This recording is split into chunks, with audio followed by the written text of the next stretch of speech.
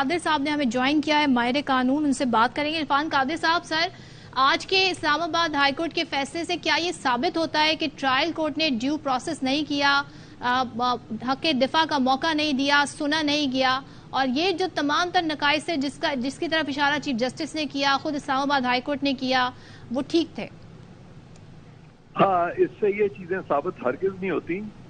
یہ تو ایک جنرل رول ہے کہ جہاں 3 سال سزا ہوتی ہے وہاں جب سسپینشن موو ہوتی ہے اور اپیل کو سننے میں دیر لگ جائے تو ہمیشہ وہ سینٹنس کو سسپینڈ کر دیا جاتا ہے۔ اس کا ہرگز یہ مطلب نہیں ہے کہ وہ انہوں نے کچھ اس طرح کے فیصلہ کر دیا ہے کہ جی اس کے میرٹس میں چلے گئے ہیں، یا انہوں نے کہہ دیا کہ یہ مس ٹرائل تھا، یا جو ٹرائل کورٹ ہے انہوں نے کوئی پراپر پروسیجر فالو نہیں کیا یا جلد بازی کی۔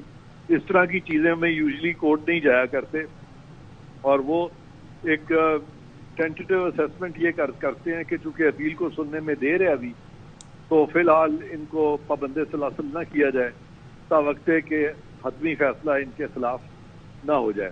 تو یہ ایک عبوری حکم ہے جس سے کہ نہ تو ان کی کنوکشن ختم ہوئی ہے اور نہ ان کی نااہلی ختم ہوئی ہے۔ تو اس طرح کی صورتحال ہے فی الحال۔ اور جہاں تک رہا ریمارکس کا، جو بھی میں بدامی صاحب کو سن رہا تھا، ان کی بات درست ہے کہ جب ہائر کورٹ اس طرح کے ریمارکس دیتا ہے تو جو نیچے والی عدالت ہے ہائی کورٹ، وہ کہ ہائی کورٹ اس طرح سے اس کے متحد نہیں آتی، لیکن ایک انڈیپینڈنٹ عدالت ہے ہائی کورٹ، تو اس سے یہ بالکل ٹھیک کہہ رہے ہیں بدامی صاحب کہ کچھ ججز کے اثر لے لیتے ہیں۔ لیکن یہ جو موجودہ چیف جسٹس ہیں عامر فاروق، میں نہیں سمجھتا کہ انہوں نے آؤٹ گوئنگ چیف جسٹس کا اثر لیا ہے، جن کے کہ ویسے ہی 10 دن رہ گئے ہیں۔ اچھا، اور رہائی آج ہو سکتی ہے یا آپ کو مشکلات دکھ رہی ہیں اس میں، اور وہ کیا ہو سکتی ہیں؟ مجھے زیادہ تو اس کا علم نہیں ہے، لیکن اتنا مجھے ایک خبر ملی تھی ابھی کسی چینل پہ، مجھے بیپر کا رکا تھا، تو اس میں مجھے بتایا گیا تھا کہ غالباً سائفر والے کیس میں انہوں نے ان کو اریسٹ کر لیا ہے۔ اب یہ ویریفائی کرنے کی ضرورت ہے۔ جی ایسے ہی ہے، جی عرفان قادر صاحب ایسے ہی ہے۔ جی ہاں، جی ہاں۔ اچھا، تو انہیں کل پیش کیا جانا ہے عدالت میں، ایف آئی اے نے پیش کرنا ہے، اس دوران وہ اٹک جیل میں ہی رہیں گے؟ اس کا پروسیجر کیا ہوتا ہے اگر ایک کیس میں رہائی ہو جائے، اس جیل سے ہی رہائی ہو جائے، تو پھر کہاں پہ رہیں گے وہ رات بھر؟ یہ ادھر ہی میرا خیال ہے رہیں گے۔ ہاں، یہ ایک انتظامی معاملہ ہے، اس پہ کوئی قانونی پہلو نہیں ہے اس کا۔ ہاں، یہ انتظامی کنوینئنس کو دیکھا جائے گا، ایڈمنسٹریٹو کنوینئنس کو، اور جو بھی کنوینئنٹ ہوگا ایڈمنسٹریٹولی سب کے لیے، تو وہیں پہ ان کو رکھا جائے گا۔ اور جب جوڈیشل ریمانڈ ختم ہو جائے تو یہ لازم ہوتا ہے کہ 24 گھنٹے کے اندر عدالت میں پیش کرنا ہوتا ہے، اس سے زیادہ معاملہ ایکسیڈ نہیں کیا جا سکتا؟ جی جی، وہ بالکل کرنا ہوتا ہے۔ نہیں، جب ریمانڈ ختم ہو جائے تو وہ تو پھر وہ بھیج دیتے ہیں نا ان کو ادھر حوالات میں، یعنی ادھر جوڈیشل کر دیتے ہیں نا پھر ان کا۔ اچھا، اور جو توشہ خانہ کیس ہے، آپ نے کہا کہ کنوکشن بھی برقرار ہے، نااہلی بھی برقرار ہے، اور ظاہر اب یہ کیس آگے چلے گا، تو اس کے لیے نیا بینچ تشکیل دیا جائے گا، اسلام آباد ہائی کورٹ سنے گا یا ٹرائل کورٹ کو بھیجا جائے گا؟ اس میں کیا ہوگا؟ نہیں، اب تو مین اپیل سنی جائے گی نا، جب بھی سنی جائے گی۔ آج تو ایک عبوری ہیئرنگ تھی صرف سسپینشن کی حد تک کہ کیا جب تک اپیل ان کی نہیں سنی جاتی کیا ان کی سزا معطل کی جائے کہ نہیں۔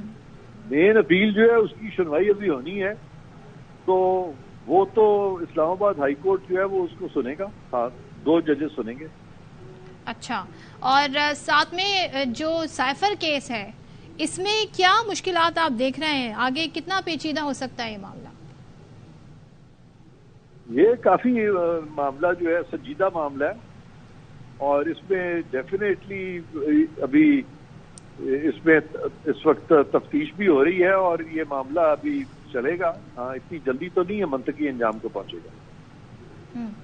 اچھا، جو دیگر کیسز ہیں جیسے جنا ہاؤس والا یا 9 مئی سے ریلیٹڈ جو کیسز ہیں، اس میں بھی ان کی گرفتاری مطلوب ہے، لیکن کیونکہ یہ پیش نہیں ہو پا رہے تھے، اب جیل میں تھے، اسی دوران میں آج ایک اور پٹیشن فائل کر دی گئی ہے کہ کسی اور کیس میں گرفتاری نہ ڈالی جائے، تو آپ کے خیال میں ان کیسز میں بھی مشکلات ہو سکتی ہیں تحریک انصاف کے چیئرمین کو؟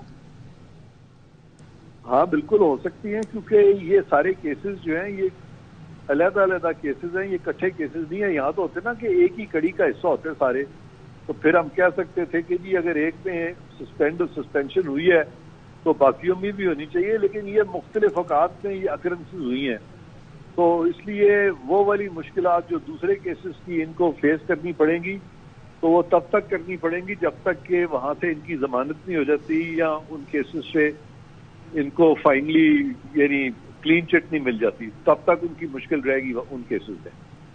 اچھا، سلمان اکرم راجہ صاحب ہمارے ساتھ تھے، وہ بات کر رہے تھے، وہ کہہ رہے تھے توشہ خانہ کیس میں میری نظر میں نااہلی نہیں رہے گی، آج کی حد تک اس سزا کا کوئی وجود نہیں ہے، اس پر بحث ہونی ہے، نااہلی نہیں ہونی چاہیے۔ اس پر آپ کیا ایلیبریٹ کریں گے عرفان قادر صاحب ان کی اس قانونی رائے پر؟ نہیں، وہ میں ان سے بالکل ایگری نہیں کرتا، کیونکہ نااہلی جو ہے ابھی اپنی جگہ قائم ہے، نااہلی جو ہے وہ الیکشن کمیشن کرتی ہے، اور نااہلی الیکشن کمیشن کرتی ہے جب اس کو کوئی وائلیشن نظر آتی ہے الیکشن لاز کی، اور اس پہ پھر اگر کرپٹ پریکٹس پہ اگر مزید پروسیڈ کرنا ہو کرمنلی تو پھر معاملہ جو ہے وہ کرمنل کورٹ کو جاتا ہے۔